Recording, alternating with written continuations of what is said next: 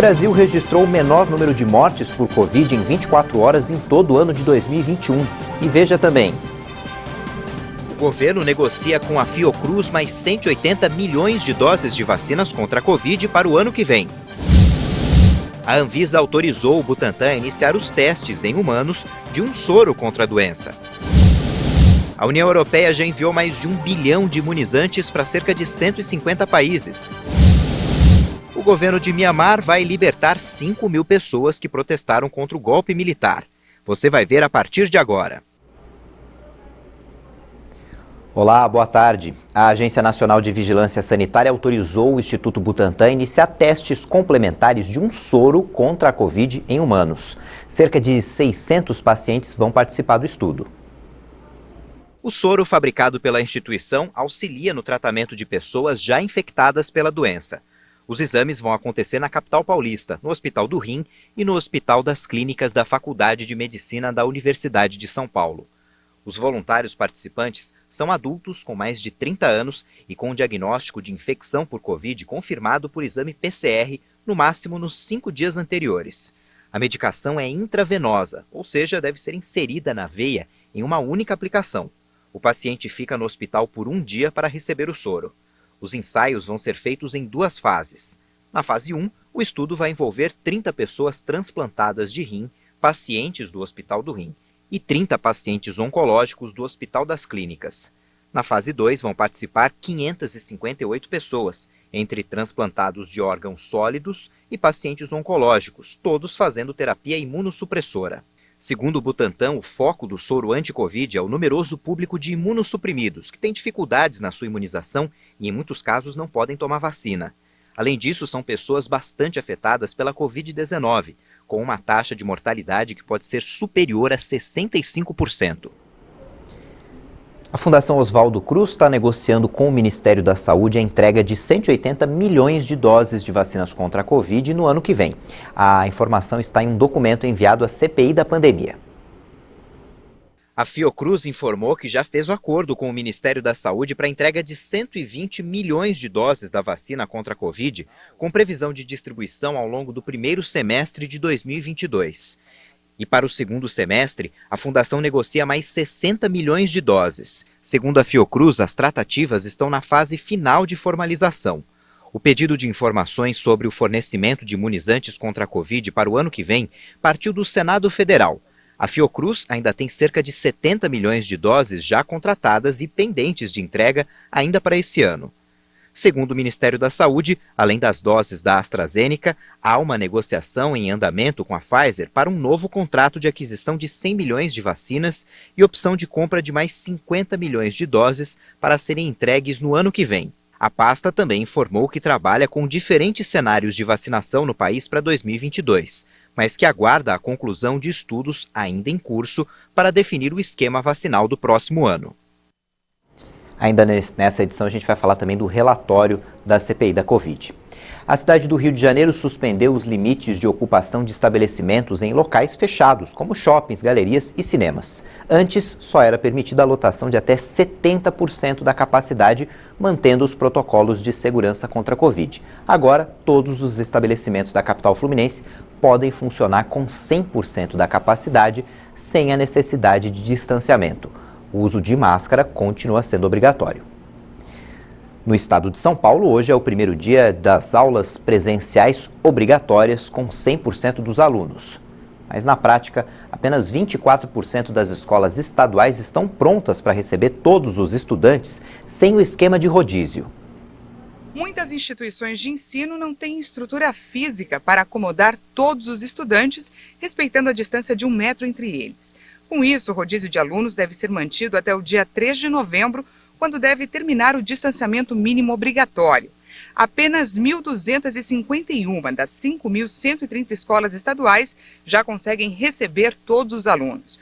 O número representa 24% do total das instituições de ensino.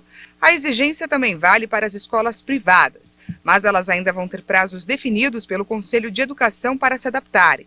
Já no caso da rede municipal, as cidades que têm conselhos de educação próprios seguem com autonomia para mudar a orientação.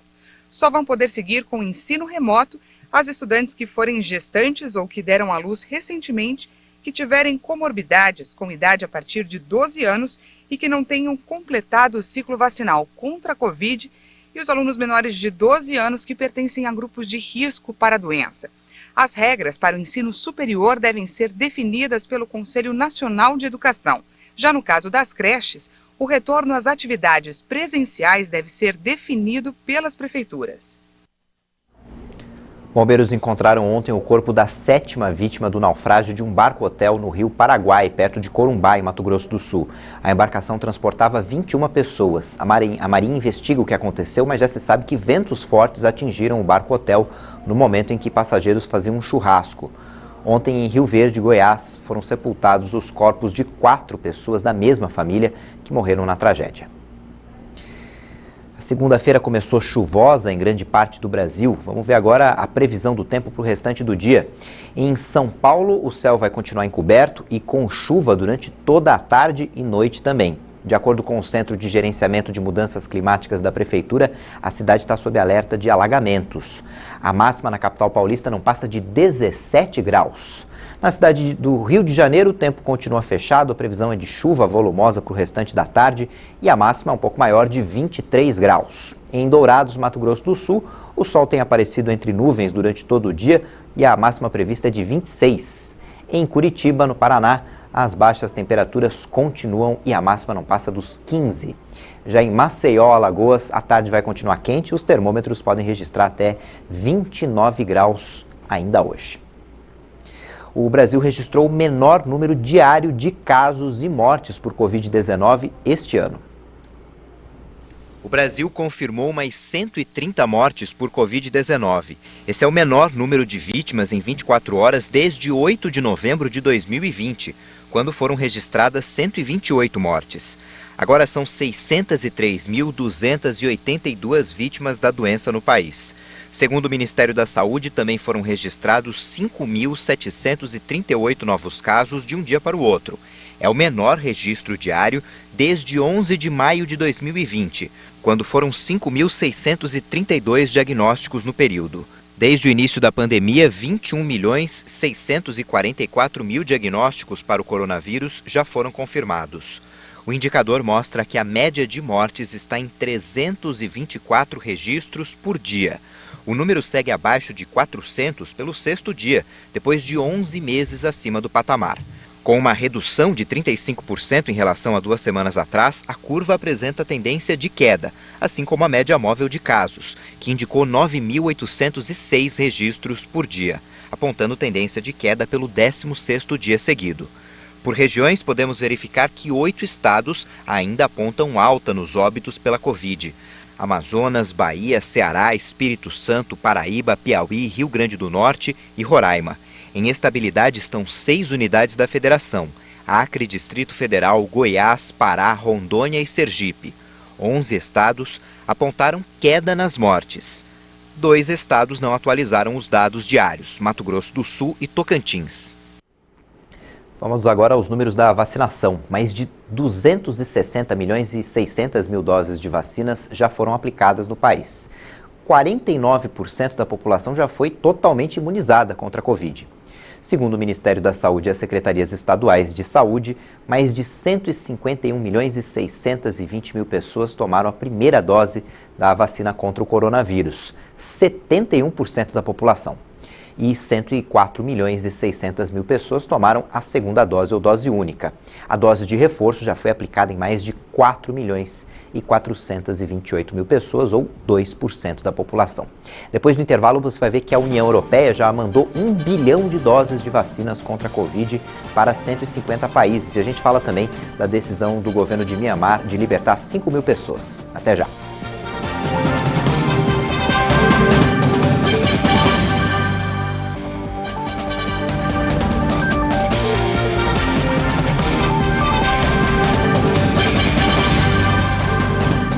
A CPI da Covid adiou a apresentação do relatório final para quarta-feira. O adiamento vai dar mais tempo para os membros da comissão discutirem pontos do texto. Com o adiamento do relatório, Os senadores ganham mais tempo para negociar algumas questões do documento que apresentam divergências. Cerca de 60 pessoas devem ter o indiciamento recomendado pelo relator Renan Calheiros, apesar de não existir consenso na cúpula da CPI sobre todos os nomes. Se a proposta de indiciamento for aprovada, a Procuradoria-Geral da República pode ou não dar seguimento à sugestão da CPI. O relatório da Comissão Parlamentar de Inquérito da Pandemia deve propor ainda algumas mudanças na lei ou na Constituição. O documento, que deve ser votado pelos integrantes do colegiado, pode sofrer modificações. A leitura do parecer do relator acontece nesta quarta-feira e os membros da comissão devem ter um tempo para analisar o documento. Com isso, a expectativa é de que a votação do texto aconteça somente na próxima terça-feira, dia 26. Hoje à noite ainda vai acontecer uma reunião com o grupo majoritário da CPI para novas definições sobre essa reta final da comissão. Hoje, os beneficiários que fazem parte do programa Bolsa Família e têm o número de identificação social UNIS com final 1, recebem a 7ª parcela do auxílio emergencial. A Caixa Econômica também liberou os saques da 6ª parcela do auxílio para os nascidos no mês de outubro. O pagamento da próxima parcela para esse grupo vai sair no dia 30.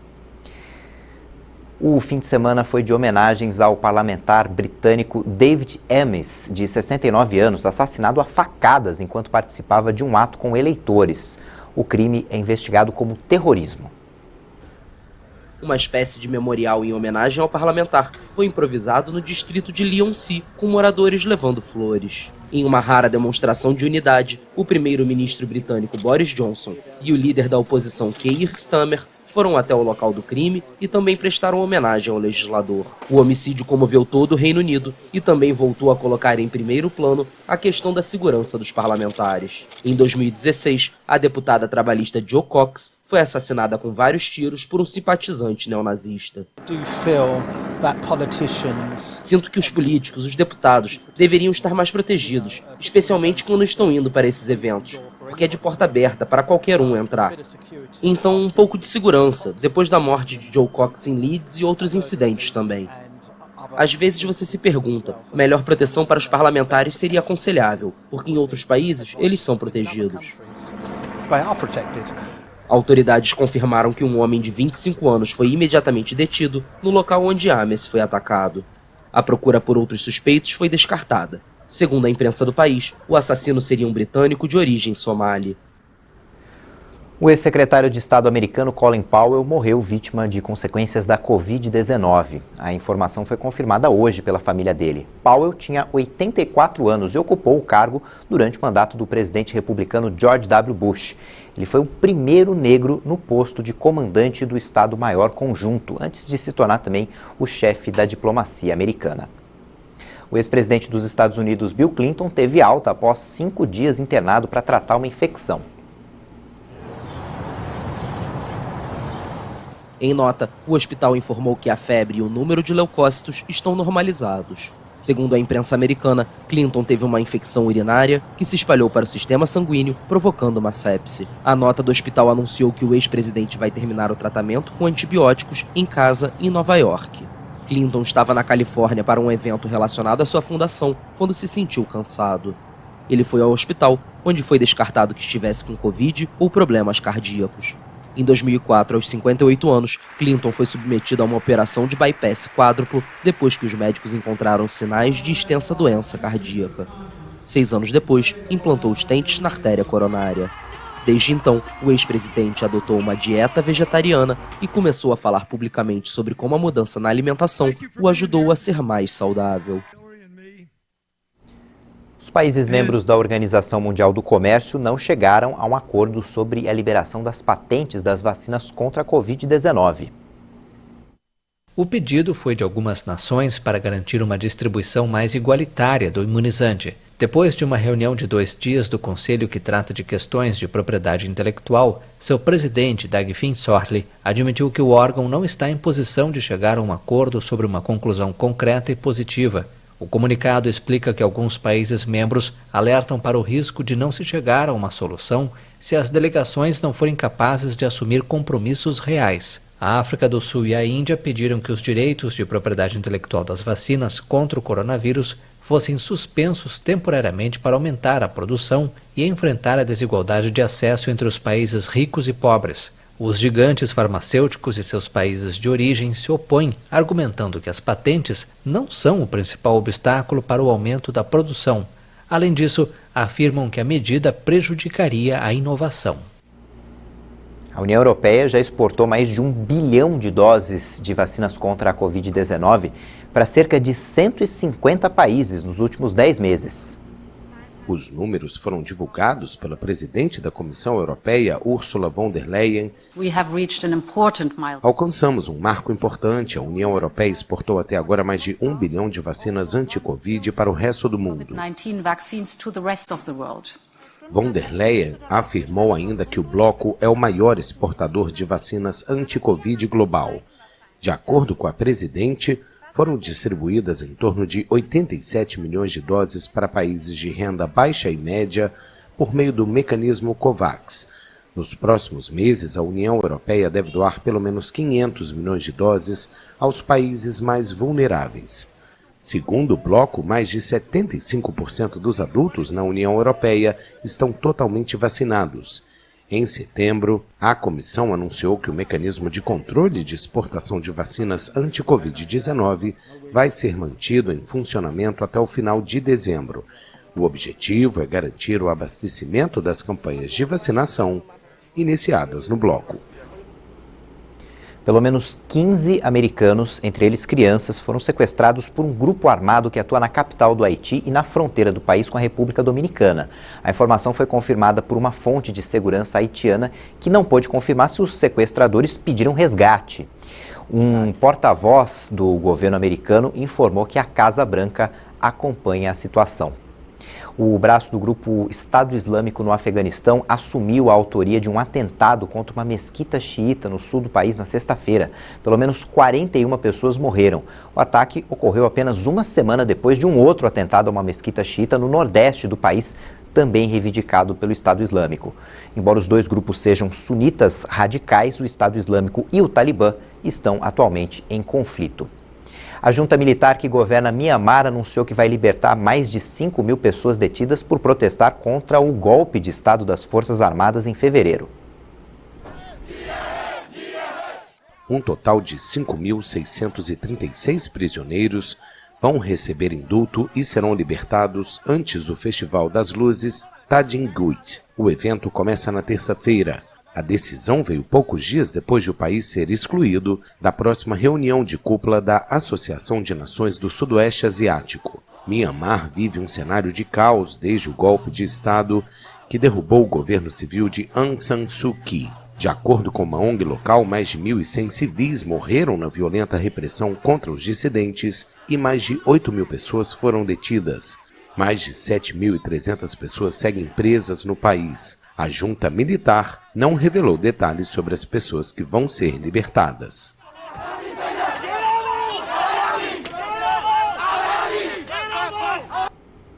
A primeira equipe de cinema a filmar no espaço retornou à Terra depois de 12 dias a bordo da Estação Espacial Internacional.